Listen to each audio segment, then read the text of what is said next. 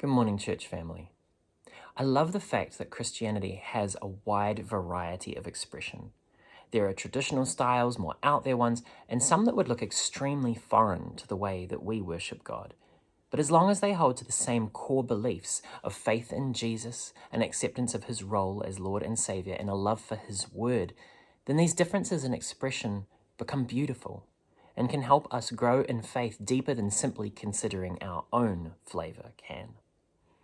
For the same reason, I enjoy reading Christian books from other cultures and time periods, as they often bring a different perspective than our culture does. In one such book, Institutes of Christian Religion by John Calvin, I was recently struck by an insight he had regarding the Ten Commandments. He starts off by saying, "There is no need of proving that when good is ordered, the evil which is opposed to it is forbidden. This everyone admits. It will also be admitted without much difficulty that when evil is forbidden, its opposite is enjoined."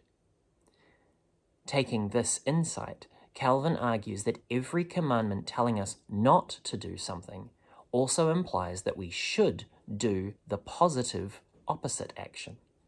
For example, when God commands us not to kill, Calvin argues that we are being told to aid our neighbor's life by every means in our power. Wow. Imagine if we were to take this principle and apply it to our lives. Not to just avoid taking God's name in vain, but honoring his name above all others. Not to just not lie, but also to speak truth at all times. Not to just not steal, but also to be open-handed and generous with what we have. The list goes on.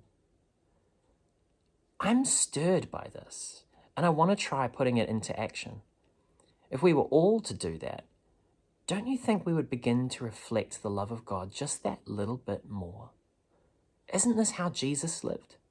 Isn't this what he talks about in the Sermon on the Mount? Not bare minimum Christianity, but a life inspired to go further and do more. I hope this stirs you too. Blessings.